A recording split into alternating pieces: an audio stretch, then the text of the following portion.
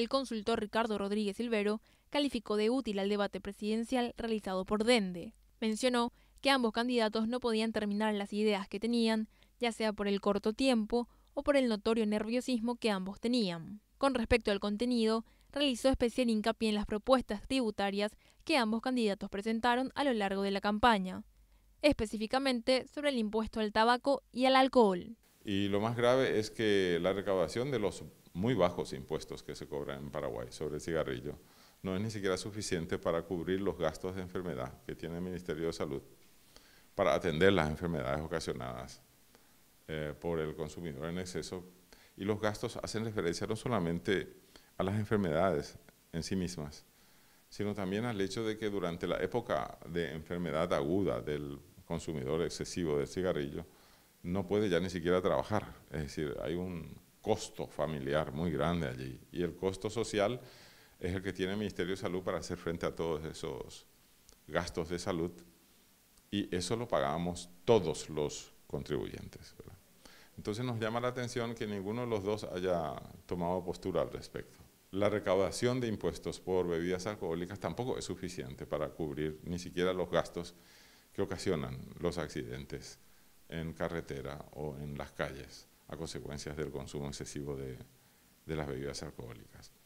En otras palabras, estoy poniendo el caso específico del tabaco y de las bebidas alcohólicas porque es el caso más evidente de la necesidad imperiosa de aumentar radicalmente o sustancialmente los impuestos, tanto para el tabaco como para las bebidas alcohólicas, porque la Organización Mundial de la Salud ha demostrado fehacientemente que el aumento en el costo para la compra o en la adquisición del tabaco y de las bebidas alcohólicas hace que su consumo se reduzca notablemente, ¿verdad? Por otro lado, argumentó que existe una contradicción con respecto a las políticas públicas del país. Mientras el Ministerio de Salud dice cuidado con el consumo excesivo del tabaco y de las bebidas alcohólicas porque ambos productos son adictivos y ocasionan costos para el Ministerio de Salud que nosotros no podemos cubrir y que la recaudación tributaria no es suficiente. Eso dice el Ministerio de Salud.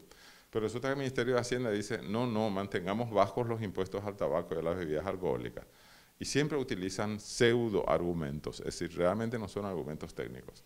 Supuestamente están protegiendo los puestos de trabajo de los que producen bebidas alcohólicas y de los que cultivan y producen cigarrillos. Cultivan tabaco y producen cigarrillos. Es como decir,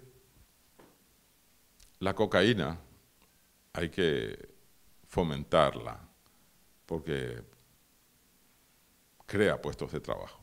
La cocaína es mortal, ¿no? O sea, no se puede estar argumentando en términos de puestos de trabajo cuando el producto es altamente nocivo y termina literalmente asesinando a su consumidor. Para Rodríguez Silvero, hubo algunos temas que debían ser abordados con mayor profundidad, como por ejemplo la educación para todos. Mencionó que es probable que la educación paraguaya esté entre las peores de América Latina. Por otro lado, me preocupa muchísimo el tema de la seguridad jurídica, porque nosotros vemos de que la estamos perdiendo cada vez más. Esa es una opinión generalizada, no solamente de los técnicos en cuestiones económicas y financieras, sino que en toda la ciudadanía se percibe la sensación de que estamos cada vez más inseguros en términos de seguridad física.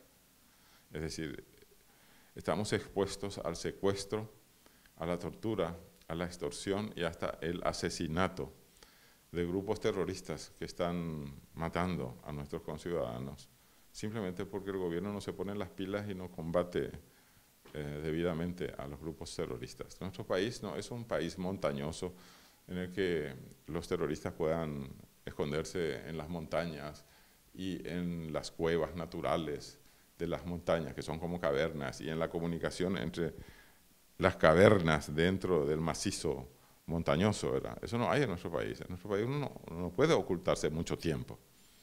Y sin embargo acá llevan impunes prácticamente los del así llamado y mal llamado Ejército Popular del Pueblo, ¿verdad? Ejército de Liberación y otros temas así se llaman, ¿no? Es decir, se autocalifican ellos como ejército, que no es ejército, como nacional, que tampoco es nacional, y del pueblo, que tampoco es el pueblo, ¿verdad?